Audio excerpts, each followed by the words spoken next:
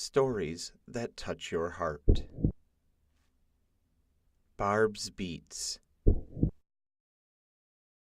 This podcast features two inspiring women who help bring books to life for individuals who are blind or visually impaired. Lenore Tesch and Kathy Herbst both volunteer their time at ABLE, Audio and Braille Literacy Enhancement. This nonprofit organization is located in the Central Branch of the Milwaukee Public Library. Kathy reads books aloud that are recorded in an ABLE studio. Lenore translates letters into Braille dots, which is something she learned after retiring. Both women demonstrate you're never too old to help others or to learn something new. My name is Lenore Tesch. I'm a volunteer Braille transcriber at ABLE. I read English and transcribe it into Braille, so my brain sees English and transcribes it, changes it into Braille dots. My fingers, my brain tells my fingers what to do. Braille is interesting because I've learned a foreign language, and Braille is a printed language, but you don't speak Braille.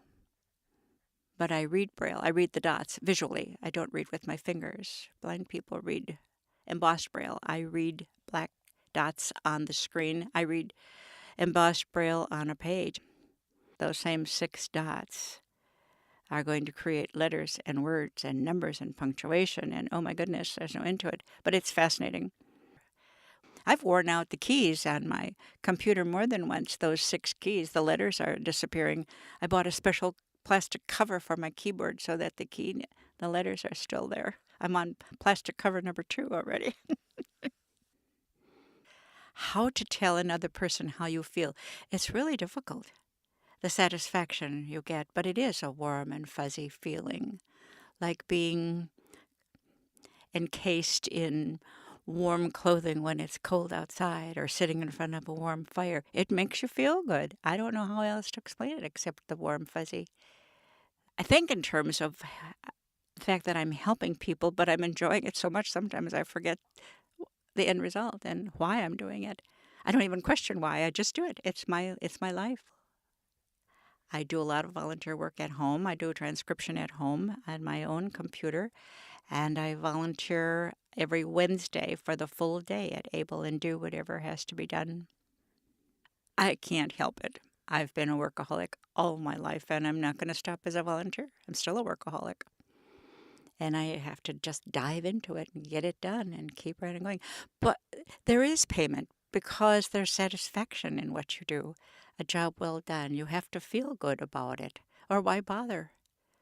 And I always feel good when I do this. I know someone else is going to benefit from it. Plus, I love to read, and I'm making it possible for other people to read. And that's my goal. And I'm 82. I retired when I was 70. I've been here since then. So I've been at it for 12 years. And you're never too old to learn something new. If I can do it at 70, anybody can do it. Use your brain. Use all of your talents, everything that you have. This was meant to be that marriage of the word volunteer and the word Brailleist became my life's work. I would like to keep doing this till I'm 105 years old. I don't ever want to stop. I don't ever want to stop what I'm doing. It's just too much fun. Well, my name is Kathy Herbst, and I'm a reader at ABLE. I help to create books so that people with visual impairment can have access. I get a chance to read out loud, which I enjoy. Come in once a week, and I read for usually an hour to an hour and a half. So far, I have read fiction books. All 3 of them have been under the mystery genre. Trying to create with your voice the atmosphere is really important without getting into trying to create individual voices for every character. That doesn't work because almost none of us are going to be able to remember the voice we created.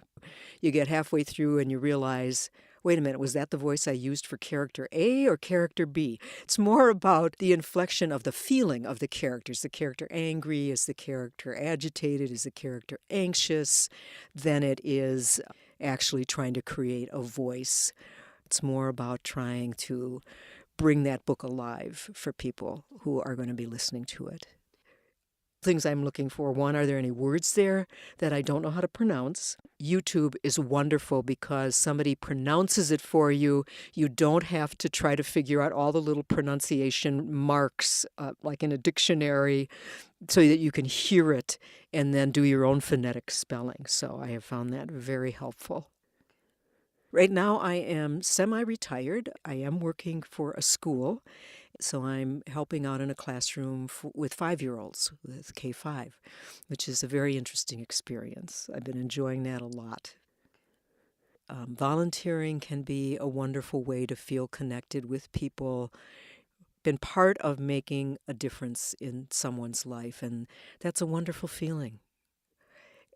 To be part of this organization that does so much good for so many people, and to feel like I am helping to make a difference in the lives of people who would not have access to these books any other way. For someone like myself who is an avid reader, I've loved reading from the time I was old enough to pick up a book and hold it. I don't ever remember a time in my life when reading hasn't been just an essential part of who I am. To feel like I'm helping to make books accessible is a really great feeling. So it's that combination of the particular task that I'm doing related to books and reading, but also this is just a tremendous organization. They make a difference in the lives of so many people. And to be part of that is a real gift to me. Stories that touch your heart. Barb's Beats.